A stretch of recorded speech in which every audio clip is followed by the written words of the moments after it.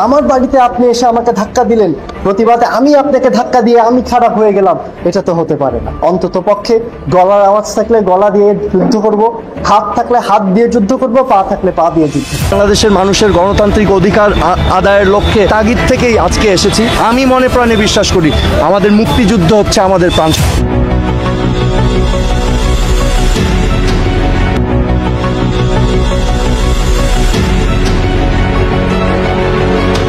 বর্তমান দেশে 16ই ডিসেম্বরকে কেন্দ্র করে তৈরি হয়েছে চরম উত্তেজনা।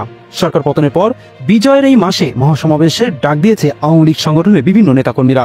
তবে এরই মধ্যে নতুন রূপে ফিরেছে চট্টগ্রামের রাউজানের ফারাজ করিম।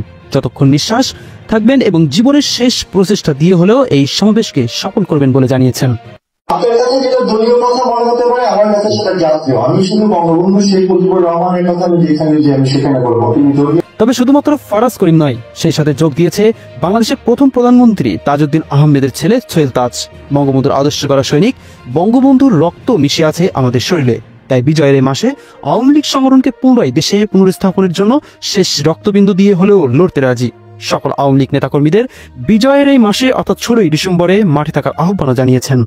আসার বিষয়ে আপনি যদি একটু বলতেন আমাদের নিজস্ব মতামতটা। জি, আমি বরাবরই বলে এসেছি, আমার দেখেন আমি 2-4 কথা বা এক কথা একদিন বলে আরেক কথা আরেকদিন বলি না। আমি বরাবরই যা বলে এসেছি যে আমি রাজনৈতিক পরিবারের সন্তান এবং আমার দেশ এবং আমার দলের প্রয়োজন হলে যদি কোনো বিপদ আসে আমাকে ডাক দিলেই আমি সাড়া দিব। এবং আমি রাজপথে ছিলাম 2001 সালে যখন 4 দলীয় জোট সরকারের শাসনামল ছিল। সেই সময় আমাদের সকল নেতাকর্মীদের উপর অত্যাচার, নির্যাতন, মামলা, হত্যাকাণ্ড এই সকল কিছু মোকাবেলা করেছিলাম রাজপথে থেকে। ঠিক সেভাবে আবার যদি প্রয়োজন হয় আমি রাজপথে থাকবো, গণতন্ত্রের জন্য, আওয়ামী লীগের জন্য, বাংলাদেশের জন্য। এবং সেই সাথে আরো আশ্চর্যের বিষয়, যারা জুলাইয়ের এই বিপ্লবে অংশগ্রহণ করেছিলেন তারাই বর্তমানে সমন্বয়কদের বিরুদ্ধে নানাবিধ তথ্য তুলে ধরেছে গণমাধ্যমে। এবং অন্যান্য রাজনৈতিক দলগুলো সহ দেশের সাধারণ জনগণও ক্ষিপ্রতা প্রকাশ করেছে অন্তর্বর্তীকালীন সরকারের প্রধান উপদেষ্টা ডক্টর ইউনূসের দেশ পরিচালনাকৃত এই কার্যক্রমের উপর। এই আন্দোলন শুরু থেকেই পপুলিজম দ্বারা ভয়াবহ দুষ্ট ছিল।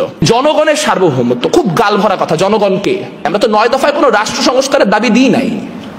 তাহলে আমি যখন এখন বলতেছি যে যারা সংবিধান পরিবর্তন চায় না তারা অভ্যুত্থানের যে স্পিরিট, সেই স্পিরিটের সাথে বিশ্বাসঘাতকতা করতেছে। কেন? আপনি অভ্যুত্থানের কোথাও লিখছিলেন যে আপনি সংবিধান পরিবর্তন করবেন?